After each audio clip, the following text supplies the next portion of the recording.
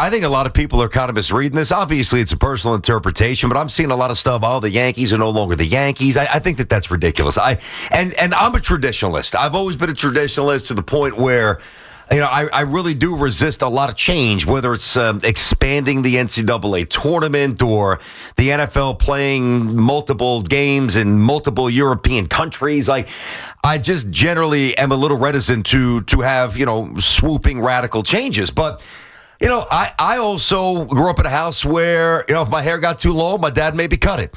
I went to a high school where if my hair was too long, my dean of students made us cut it. So I think that this was it's overdue, first of all. And I'm not of the mindset, well, athletes are entertainers, even though they are. I get it. We've had this discussion. Yep. I think too many people are consumed with being entertainers and more about their brand development than the actual pursuit of a championship or whatever. But, I look at when this was implemented in the mid-'70s by George Steinbrenner.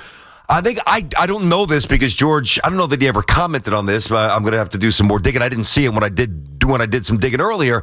I would guess that you've got to trace back to when the Vietnam War ended. All right, the Vietnam War ended early 1970. I think April of 70, definitely 75. I think it was April, early-ish 75. And if you look at history and you look at a lot of people, a lot of the men who came back from Vietnam, there was a different look. There was the facial hair, the long hair. And we know that George's background was one of military and, revered Patton and other things that he espoused during his lifetime. And I think that was a reaction to some of the Vietnam trends. But, hey, listen, there's got to be individuality. And I like that some people, I believe in rules. Without rules, we've got problems. And we do have less of them as we start to get the society. It just seems like there's less rules in place, or people are acting less ruly. Yeah. And by the way, the end of the aesthetics or the optics of how somebody looks. I mean, it doesn't determine who you are. So I think for a baseball player, I don't like to shave at all. Ironically, right. I shaved last night. Right. I'll shave my head every day, and I'll shave the beard generally, once every 10, 12, 2 weeks, something like that. I just don't like a clean-shaven look for myself. And I think it's about time. I think it was an antiquated, unnecessary rule. And, I don't want to see the Yankees get too far away from being the Yankees, but this was a layup. This should have been done 10, 15, 20 years ago. What are we doing? What are we doing is right. Let's just simplify it. Forget about the Yankees being the Yankees. What does that even mean? If the Yankees were being the Yankees, they'd have the highest payroll in the sport. They don't. So if a Yankee fan has a problem with the facial hair policy, they should have a bigger problem with the fact that other teams, multiple teams, have outspent the New York Yankees. That doesn't happen. That's number one. Number two, does this make the Yankees more appealing to potential free agents or trade targets? The answer is unequivocally yes, because less of a silly, stupid rule being in place would make them more appealing. That's number one. Number two, don't you think, like you just use yourself as an example, I would use myself as an example. I don't like clean shaven either, and I feel much more comfortable with having a beard. So don't you think that if Devin Williams, for example, feels more comfortable with a beard, it could be, properly maintained or coiffed or trimmed, whatever you want to use, fine. But if he wants to have a beard, he should be able to have a beard instead of feeling uncomfortable. So A, being more appealing without the rule. B, making players be more comfortable if they still choose to have a beard. I think it's a win-win for the Yankees. I don't think there's any question about this. I mean, listen, if you make the decision like, say, a Mark Teixeira or a Giambi knew what he was getting in from, he had the long hair and the facial hair with the A's. He came here, he had to change things up a bit. If you signed with the Yankees as a free agent before today, you knew what the rules were. If you were traded here like Devin Williams, I mean, you've got no say over it, unless you have a no trade policy, whatever. But yeah, I just think it really is. It's to say that it's antiquated is too easy. It's unnecessary. Like, I don't know what it did. I don't think that this is going to suddenly transform the Yankees into some cavalier, sloppy, rogue-looking group of baseball players. I think to your point earlier on, I think what it did was set a tone of, this is how it's going to be here. Now, I think that, 50 years later, it seems ridiculous about facial hair. There are other ways you could implement order and rules and discipline. I think, though, that's just part of it. When you're a Yankee, you act a certain way. You act professional. You don't have any facial hair because you want to look professional. But that was a thing 50 years ago. It's not a thing anymore. So as long as you maintain it properly, don't look like a total slob like some guys that we've seen in the sport. Yep. And by the way, that's fine, to each their own. Like, I personally wouldn't recommend that or want that, but if certain players feel comfortable doing it, whatever. But I could see why George would implement that, trying to get guys in order and discipline. And by the way, I'm a disciplinarian. Like, I believe in that. And there should be order and rules in certain things. But you have to evolve. And to me, this is not the way to do it. Now, I will say, I give Hal a lot of credit, PT, because I don't think I could have done that. A rule that his father implemented years ago in the organization that his father bought and owned and ran and turned them into what they were. His father's no longer here. Yep. And you're going against what you know he believed in. I'm not saying he's wrong for doing it. I think he's right. You got to evolve and take a lot of things into account, and they did. I personally don't think I could go against my father's rules like that. It's funny because I was going to go there as well. You know, you hear a lot of Yankee fans kind of, plea for how to be more like his dad. Well, this is, I don't know if flex isn't the right word, but this is a different kind, use flex, I'll use it, kind of a flex from where we don't usually really see flexes. And it's got to be the hardest one that he's ever signed off on with the Yankees, at least. I mean, I think it's tougher than deciding whether or not you go over certain tax thresholds, which have financial implications. Like, this is something that his dad, this is the storied, revered New York Yankees that his dad bought in 72 for $10 million when they had fallen on hard times, and watched his dad reassemble an empire of champions and Hall of Famers and baseball luminaries. And this had to be a real tough internal battle for Hal. I give him credit. I really do. And I don't and I know we've joked about it, like, oh man, George would be rolling over his grave if he saw the way that this was going on, or keeping Cashman and all these guys and not spending. And really, like, we talk about it not from a personal standpoint, but when you actually put yourself in that spot, this is the guy's father that we're talking about. And these are not easy decisions to make. He's got to evolve without the leadership of his father. And he's his own man, sure, but he's always going to be compared to his father. And now when you go against certain things that we all know, because his father was public, know that your father believed in, there's going to be some criticism there and the comparisons, and it cannot be easy. So I give him credit for doing something that I don't think I would have had is courage the right word? The strength? I don't know if I could go against my father, even though I know that this is the best thing. And it is the best thing for the Yankees, just to evolve. It's not a huge deal. It's a simple I think thing. It is a big deal. Yeah. I disagree. I think it's a very big deal in terms of the perception. I think it's massive. Well, is it going to lead to alternate uniforms and different things that the Yankees? They already got the patch. Yeah, okay, but already got the patch star. Right, but they still haven't evolved to where, all these teams have the City Connect uniforms and all that stuff. Like, it's odd to even see the Yankees with the spring training hat that they have with the pinstripes, which is like, are they going to now, is this going to be the first step in opening up to joining the rest of Major League Baseball, or are they still going to maintain their Yankee solidarity, that they kind of have? Yeah. I don't think it's a huge deal, meaning like the results of the team and all that stuff. I don't either. But if it leads to the Yankees blending in with other teams, then it is a big deal. And I don't know if that's necessarily a bad thing at this point. Well, it would be bad. Bad's a little bit strong. But, yeah, first of all, an alternate uniform, got no problem. I mean, it's about money. It's about merch. And kids like that stuff. Like, why should your son, Colt, not be able to go get excited about getting a third jersey when Met fans everywhere can buy the purple jersey, the blue jersey, the black jersey, the white, the gray, and yet you got the white and the gray to choose from. Like, from just a kid's standpoint and marketing standpoint, doesn't make sense. You talk about the third jersey. Just a quick aside, I got to still find a new home for the second jersey, the Soto jersey. That's been sitting in the closet. I don't know what the hell doing it. It's funny to think about the way. It's a Clemens jersey now, right?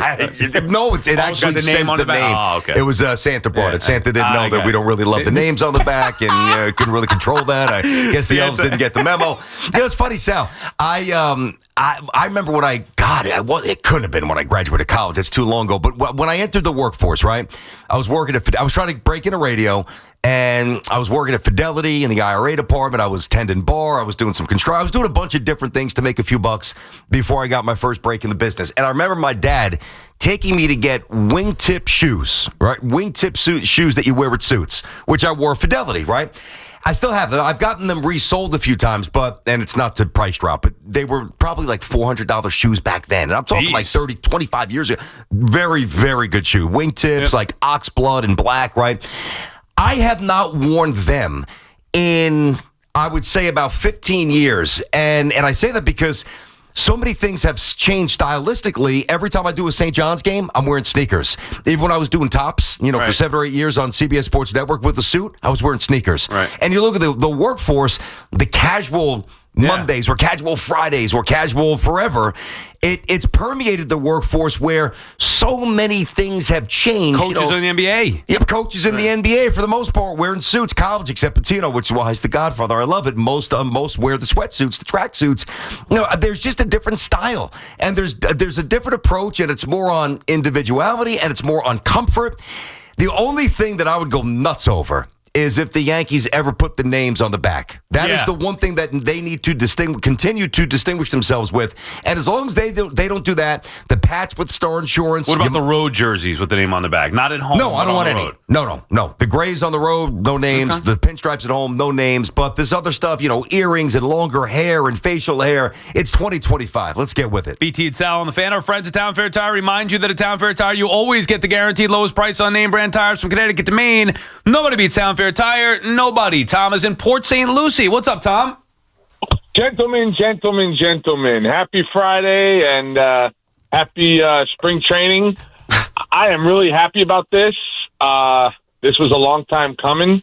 May the boss rest in peace. But, especially that, if we want to get younger, we have to let this happen. It's kind of funny, but I believe a lot of players, I'm sitting here looking at the roster right now, and like me, for instance, I work in sales, and it's my choice to shave every day because that's my choice. And I grew up, my dad was a military man, and he didn't believe in facial hair. So I'm super excited about it. I think it's going to open up a lot of doors for this team. Yeah, I don't know how it's going to, and thank you for the call, Tom. I'm not sure how it's going to open up a lot of doors for this team exactly. I just think that you're making players you become more appealing as opposed to, do I really want to go there and deal with their rules and their strict nonsense with facial hair of all things. But it does, if you pay them the most money, as they've done for many years, you're going to end up getting the player anyway, and then they'll shave. Look at Max Fried. Like you said, Devin Williams a trade, but Giambi over the years, all these guys, you want to come here, you know the rules. You have to shave if you want to be a New York Yankee. I don't know if it's going to open up more doors, BT, but I do think it lets a little air out of the tension sometimes that type of strict, unnecessary rule can provide in the way that they are perceived and looked at as far as maybe younger audience or maybe just in general in the baseball world. I wouldn't use the word tension, not with Hal and not with Boone's demeanor, and even Cash's, I don't mean when he's doing his job, but he's fairly, lighthearted and socially adaptable when he spent. By the way, they're speaking at 11, as you said, Cash and Hal, so looking forward to see what they say. I think it's more just unappealing. I think there was certainly a point where there was a stuffiness to the Yankees. Maybe that's no the right doubt word, about stuffiness. So it feels they're a little less stuffy today. Yeah, it's dissipated, I think it's even dissipated before today. But I think that this just acknowledges the fact that they are artists in their own way. They are brands in their own way. I know that I don't love that stuff because you're a ball player, but being a ball player today's day and age also comes with it branding and individuality and Joe Pepitone with the wacky hair back in the day, which is a good look. It's fun. It's character. What I never got, this is what was so inconsistent to me. You look at some of the Yankees. It's okay for Goose to have these crazy handlebars, but you can't have a beard for 5 or 6 days. But you could have these wacky, bushy handlebar mustaches. I just didn't understand the inconsistency. Now, I'll tell you this. I don't know, and we'll see. Vlad Guerrero's going to have a big decision coming up. Vlad, he likes to rock that facial hair. Who knows? When you hear Vlad say, I guess a year or two ago, I would never play for the Yankees, was it because of the way they treated his dad, or was it because of an arrogance and a stuffiness that was unappealing to a young ball player? If it's choice B, which I think it may have been, well, guess what? That burden's kind of removed a little bit. I think it was probably a little bit of both. But, the arrogance and stuff, the higher than, better than everybody else type stuff, I don't stand for that. I can't stand that, period. And the Yankees organization, now, they have been better like more successful, but when you act like you're above everybody else and everybody else seems like it's more looser and having fun and you still remain that one team that, I don't know, facial hair. Like there's certain things I think that should be in order. The facial hair is not one of them. So I do think it takes, maybe tension wasn't the right word that I used, take some of that stuffy or arrogance away. It modernizes them. Which then does make them more appealing to say a Vlad Guerrero Jr. Dino is calling from Staten Island. What's up, Dino? Good morning, gentlemen. What's up? So, with the facial hair news breaking, do you think this is a factor that they had to basically change just to go after Vlad next season? Well, no, I don't think you do it for one player. If they did, that would be weak. And I don't think you do it today when Vlad Guerrero, unless they were going to trade for him, whatever.